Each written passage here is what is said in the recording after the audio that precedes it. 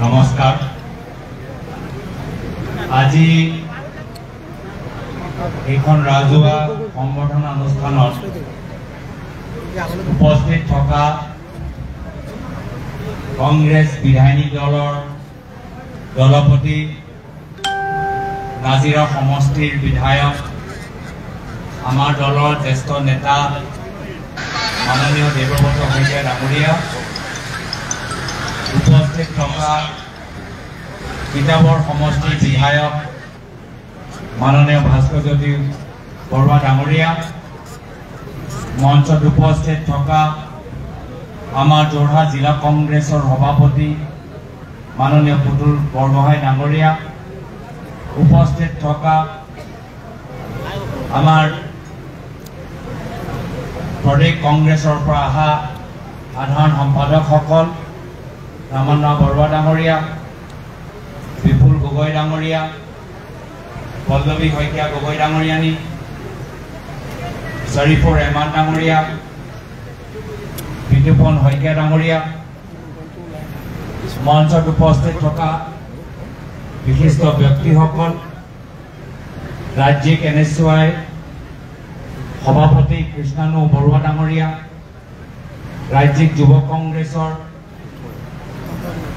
উপ সভানেত্ৰী সাগৰিকা বৰা ডাঙৰীয়ানী গোলাঘাট জিলা কংগ্ৰেছৰ সভাপতি গোলাপ শইকীয়া ডাঙৰীয়াকে প্ৰমুখ্যে কৰি মঞ্চত উপস্থিত থকা যোৰহাট জিলা কংগ্ৰেছৰ উপ সভাপতি প্ৰাণকৰ্মী ডাঙৰীয়া ইয়াত উপস্থিত থকা জিলা কংগ্ৰেছৰ বিষয়ববীয়াসকল ব্লক কংগ্ৰেছৰ সভাপতিসকল মণ্ডলৰ সভাপতিসকল মহিলা কংগ্ৰেছ NSY যুৱ কংগ্ৰেছ সতীৰ্থসকল ইয়াত উপস্থিত থকা সেৱা দল য়াং ব্ৰিগেড আৰু বিভিন্ন আমাৰ ভাতৃ সংগঠনৰ প্ৰতিনিধিসকল ইয়াত উপস্থিত থকা আমাৰ নিমন্ত্ৰিত অতিথিসকল বিভিন্ন সমাজ সংগঠনৰ প্ৰতিনিধিসকল বিৰোধী ঐক্য মঞ্চৰ ভিতৰত থকা বিভিন্ন ৰাজনৈতিক দলৰ প্ৰতিনিধিসকল আৰু ইয়াত উপস্থিত থকা সাংবাদিক বন্ধুসকল মই ভাবো যে যোৱা 2024 চনত যোৰহাট লোকসভা সমষ্টি অন্তৰ্গত নিৰ্বাচনত ৰাইজৰ জয় হৈছে এই জয় মোৰ ব্যক্তিগত জয় নহয় এই জয় মাত্ৰ মই অকলে লাভ কৰিবলৈ সক্ষম হোৱা নাই এই জয়ৰ লগত যোৰহাটৰ ৰাইজৰ আবেগ জড়িত হৈ আছে এই ফলাফলৰ লগত যোৰহাটৰ ৰাইজৰ স্বাভিমান জড়িত হৈ আছে এই ফলাফলৰ লগত যোৰহাটৰ নৱপ্ৰজন্মৰ আশা বয়োজ্যেষ্ঠসকলৰ আশীৰ্বাদ আৰু মোৰ পিতৃ প্ৰয়াত তৰুণ গগৈদেৱৰ আশীৰ্বাদ জড়িত হৈ আছে আৰু সেইকাৰণে যিদৰে আপোনালোকে মোক নিৰ্বাচনৰ সময়ত সহায় কৰিলে পৰৱৰ্তী সময়তো সহায় কৰিব পৰামৰ্শ দিব আশীৰ্বাদ প্ৰদান কৰিব সেয়াই মই আশা কৰিছো কৰিবলগীয়া কাম ঢেৰ আছে কিন্তু কোনো এজন ব্যক্তি অকলে কৰিব নোৱাৰে সমস্যা ঢেৰ আছে কিন্তু যদি মই ভাবো যে গোটেইবোৰ সমস্যা মই অকলে কাকো নুসুধাকৈ কাৰো লগত আলোচনা নকৰাকৈ মই সমাধান কৰিব পাৰিম তেতিয়া মোৰ ভুল হ'ব তেতিয়া মোৰ দেহত অহংকাৰৰ বেমাৰী সোমোৱা এটা প্ৰমাণ আপোনালোকে দেখা পাব আমি অহংকাৰী হ'বলৈ বিচৰা নাই আমি ৰজা হ'বলৈ বিচৰা নাই আমি ৰাজনীতিত সোমাইছো ৰাইজক সেৱা কৰিবলৈ আৰু ৰাইজৰ সমস্যা সমাধান কৰিবলৈ আমি আগবাঢ়ি গৈছো আৰু ৰাইজৰ সহযোগিতা বিচাৰিছো। আমাৰ যোৰহাটত বিভিন্ন দল সংগঠনবোৰ আছে, যি দল সংগঠনবোৰে বহুত বছৰৰ পৰা বিভিন্ন বিষয় লৈ গৱেষণা কৰি আছে, কাম কৰি আছে। কিছু সংগঠন কৃষিৰ লগত জড়িত, কিছু সংগঠন সাহিত্যৰ লগত জড়িত, কিছু সংগঠন সংস্কৃতিৰ লগত জড়িত, খেলৰ লগত জড়িত, ৰেলৰ যোগাযোগৰ লগত জড়িত, ৰাস্তা নিৰ্মাণ উন্নয়নৰ লগত জড়িত। তো মোতকে বেছি ভালদৰে বিভিন্ন কথাবোৰ আপোনালোকেহে জানে। মোৰ চেষ্টা থাকিব যে পৰৱৰ্তী সময়ত এটা এটাকৈ যিমানবোৰ দল সংগঠন আজি ইয়াত আহিছে, আপোনালোকক আমি গ্ৰুপ বাই গ্ৰুপ বহি আপোনালোকৰ পৰামৰ্শ লম। আপোনালোকে ক'ত অসুবিধা পাইছে, তাত সেই অসুবিধাবোৰ আমি স্থানীয় সাংসদ হিচাপে কেনেদৰে দূৰ কৰিব পাৰোঁ, তাৰ বাবে মিলিজুলি এটা পদক্ষেপ আমি ল'ম। আৰু মই ভাবিছোঁ সেয়া হৈছে লোকতন্ত্ৰৰ এটা আদৰ্শ। লোকতন্ত্ৰ মানে মাত্ৰ 5 বছৰ নিৰ্বাচন হ'ব, ৰাইজে ভোট দিবটো নহয়। লোকতন্ত্ৰ মানে ৰাইজে সদায় নিজৰ ভৱিষ্যত নিৰ্ধাৰণ কৰাৰ ক্ষেত্ৰত এটা গুৰুত্বপূৰ্ণ ভূমিকা গ্ৰহণ কৰিবলৈ এটা সুযোগ পাব। আৰু মোৰ চেষ্টা যে মই নিজৰ কোনো ব্যক্তিগত সপোন বাস্তৱলৈ পৰিণত কৰিবলৈ অহা নাই। মই আহিছোঁ যে আপোনালোকে নিজৰ ভৱিষ্যত যি এটা উজ্জ্বল যোৰহাট দেখিবলৈ বিচাৰে, নিজৰ নাতি নাতনিসকলৰ বাবে এৰি থৈ যাবলৈ বিচাৰে, এই উজ্জ্বল আদৰ্শ যোৰহাট নিৰ্মাণ কৰাৰ ক্ষেত্ৰত মোৰ ফালৰ পৰা যি কৰিবলগীয়া আছে মই কৰিবলৈ আগবাঢ়ি যাম আৰু চেষ্টা কৰিম। এই ক্ষেত্ৰত নিশ্চয় মনত পেলাব লাগিব যে ইয়াৰ পূৰ্বে কংগ্ৰেছ দলৰ ফালৰ পৰা যদি সাংসদ বহুত বছৰৰ পৰা যদি কোনোবা আছিল, সেয়া আছিলে আমাৰ প্ৰাক্তন কেন্দ্ৰীয় মন্ত্ৰী প্ৰয়াত বিজয় কৃষ্ণ সন্দীপদেৱ। আৰু আজি মই তেখেতকো স্মৰণ কৰিছোঁ, তেখেতৰ প্ৰতি শ্ৰদ্ধা নিবেদন কৰিছোঁ।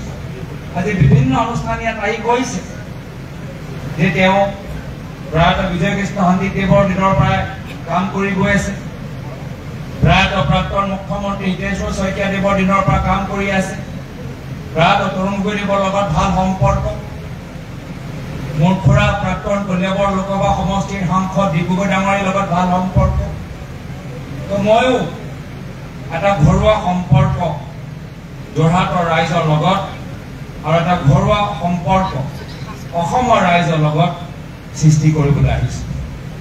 আজি আমাৰ চেষ্টা যে যোৰহাটৰ পৰা যে বাৰ্তা যে আমি অহংকাৰী মুক্ত এটা পৰিৱেশ বিচাৰোঁ, যে আমি এটা অত্যাচাৰী মুক্ত এটা পৰিৱেশ বিচাৰোঁ, যে আমি ভ্ৰষ্টাচাৰ মুক্ত এটা পৰিৱেশ বিচাৰোঁ, এই বাৰ্তা আজি যোৰহাটৰ ফালৰ পৰা আমি অসমৰ চুকে কোণে লৈ যাব লাগিব। আৰু সেয়া হৈছে আমাৰ বাৰ্তা। আমি যোৰহাটৰ ফালৰ পৰা এটা বাৰ্তা দিছোঁ যে টকাই ৰাইজক হৰাব নোৱাৰে, যে 5,000 টকা নামঘৰত বিলাই নামঘৰৰ ভোট ল'ব নোৱাৰে। য'ত মানুহক উৰুকাৰ দিনত আমনি দি আমি মানুহক আমি হেঁচা দিব নোৱাৰোঁ। বিভিন্ন ব্যৱসায়ীসকলক ফোনৰ যোগেদি দমন কৰি ভাবুকি দি আমি ব্যৱসায়ী সংস্থাক আমি দমন কৰিব নোৱাৰোঁ। আমি নৱপ্ৰজন্মক মাত্ৰ এটা কবিতা লিখিলে জেলত পঠালে আমি নৱপ্ৰজন্মক আমি শাসন কৰিব নোৱাৰোঁ। এই বাৰ্তা যোৰহাটৰ ৰাইজে গোটেই অসমত এই যোৱা নিৰ্বাচনত দিছে। এই বাৰ্তা দিয়াৰ বাবে মই যোৰহাটৰ ৰাইজৰ প্ৰতি নিজৰ শুভেচ্ছা কৃতজ্ঞতা আৰু শ্ৰদ্ধা নিবেদন কৰিছোঁ।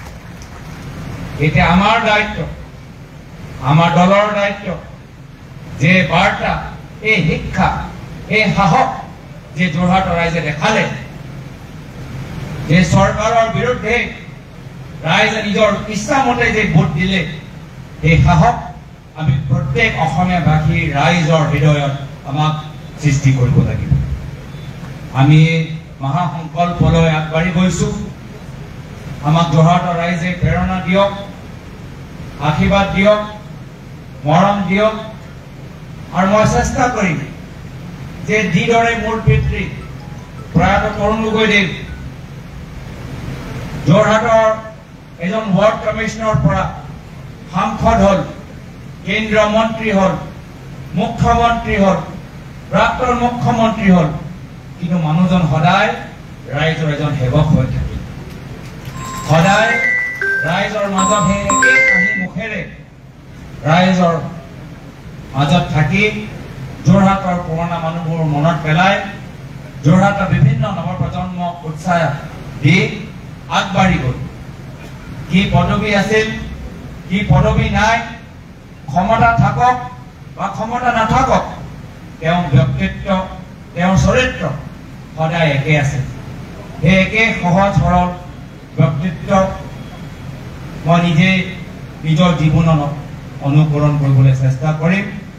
আৰু পৰৱৰ্তী সময়ত যদি ক'ৰবাত আমাৰ পৰা ভুল হয়, যদি আপোনালোকে দেখা পায় যে মোৰ কথাবোৰ কঠোৰ, যদি দেখা পায় যে মোৰ ক'ৰবাত ভুল হৈছে, ক'ৰবাত অহংকাৰ সোমাইছে, ক'ৰবাত ৰাইজৰ প্ৰতি হেমাহি কৰিছোঁ, তেতিয়া মই যোৰহাটৰ ৰাইজৰ বাবে বিনম্ৰ অনুৰোধ জনাইছোঁ যে যিবোৰ কথা আছে মুকলিকে মোক কওক, নিজৰ কথাবোৰ স্পষ্টকে মোক কওক, পৰামৰ্শ দিয়ক। ভুল আৰু ডাঙৰ ভুল যে নহয়, তাৰ আগত মোক শুদ্ধ কৰিবলৈ এটা সুযোগ দিয়ক। মই আজি বেছি দীঘলীয়া ক'বলৈ বিচৰা নাই। খুব এটা সুন্দৰ অনুষ্ঠান। ইয়াত আহোঁতে মোৰ পলম হ'ল, আজি দিল্লীৰ পৰা আহি আছোঁ। সকলোৱে জানে যে বৰ্তমানত আমাৰ সদনত ৰাহুল গান্ধী ডাঙৰীয়া আমাৰ লিডাৰ অফ অপজিশ্যন হয়। ভাৰতৰ আটাইতকৈ গুৰুত্বপূৰ্ণ সমস্যা ছাত্ৰ ছাত্ৰীসকলৰ লগত যি অন্যায় কৰা গ'ল এই বিভিন্ন উচ্চস্তৰীয় পৰীক্ষাত, এই সন্দৰ্ভত আজি বাট পাতিবলৈ বিচাৰিছে। আৰু সেইকাৰণে আকৌ সোমবাৰে মোক উভতি যাব লাগিব। পাৰ্লামেণ্টৰ অধিৱেশন অহা 3 তাৰিখলৈকে আছে। 3 তাৰিখ যেতিয়া শেষ হ'ব, আকৌ মই অসমলৈ ঘূৰি আহি আপোনালোকৰ মাজত আহিম আৰু বিভিন্ন আমি কথাবোৰ আগবাঢ়ি লৈ যাম। আজি আপোনালোকে আহিলে, ইমান স্নেহেৰে আমাক আশীৰ্বাদ প্ৰদান কৰিলে, মই তাৰ বাবে কৃতজ্ঞতা জ্ঞাপন কৰিছোঁ। আৰু যোৰহাট জিলা কংগ্ৰেছ আজি এক সুন্দৰ অনুষ্ঠান আয়োজন কৰাৰ বাবে ইমান চিজিলকৈ অনুষ্ঠান আয়োজন কৰিছে। ইয়াৰ পূৰ্বে মই অলপ জোকাৰি থাকোঁ, ইয়াৰ পূৰ্বে যোৰহাট জিলা কংগ্ৰেছৰ বিভিন্ন অনুষ্ঠানবোৰ মই চাই থাকোঁ। সদায় অলপ মানে যিমান চিজিল হ'ব লাগে চিজিল নহয়। আৰু সদায় কিবা যদিও বহুত কষ্ট কৰে, মোৰ ফালৰ পৰা সদায় মই ক'ৰবাত এটা বা দুটা মই ভুল আঙুলিয়াই দিওঁ। কিন্তু আজি এই অনুষ্ঠানটো 100% পাৰফেক্ট, 10/10 A+। এটাও ভুল মই দেখিব পৰা নাই। মই চেষ্টা এতিয়াও কৰি আছোঁ। চাহ সকলোৱে পাইছেনে নাই পোৱা সেইটো মই পিছত খবৰ লওঁ। আমাৰ ৰাইজে চাহ পাইছেনে নাই পোৱা, তাত কমিছেনে নাই পোৱা, সেইটো এটা খবৰ ল'ম। কিন্তু আজি তাৰিখত আৰু মই একো ওলাব পৰা নাই। কিবা থাকিলে মোক কাণৰ পিছত ক'ব, নহ'লে এতিয়া ইমান সোনকালে প্ৰথম অনুষ্ঠানতে A+ হ'লে পিছত আকৌ তেওঁলোকো অলপ মানে বহি যাব। মই বহিবলৈ তেওঁলোকে দিবলৈ বিচৰা নাই। ইয়াতকৈ আৰু সুন্দৰ অনুষ্ঠান তেওঁলোকে আয়োজন কৰক আৰু এনেদৰে তেওঁলোকে যোৰহাট জিলা কংগ্ৰেছে কাম কৰি থাকক। সকলোৱে যে আজি একগোট হয়, সকলোৱে যে আজি কাম কৰিবলৈ দায়িত্ব এটা পালে আৰু সকলোৱে চবকে সহায় কৰিলে, মই ধন্যবাদ জ্ঞাপন কৰিছোঁ। আৰু এই মঞ্চৰ ফালৰ পৰা জিলা প্ৰশাসন, জিলা আমাৰ পুলিচৰ বিভাগ, ফায়াৰ বিভাগ, এই অডিটৰিয়ামৰ যিসকলে আমাক এই অনুষ্ঠান আয়োজন কৰাৰ ক্ষেত্ৰত আমাক সহায় কৰিলে, সাংবাদিকসকলকো মই চবকে মৰম স্নেহ যাচি ইয়াতে নিজৰ চমু এষাৰ সামৰিছোঁ ধন্যবাদ জয় হিন্দ জয় জিন্দাবাদ জিন্দাবাদ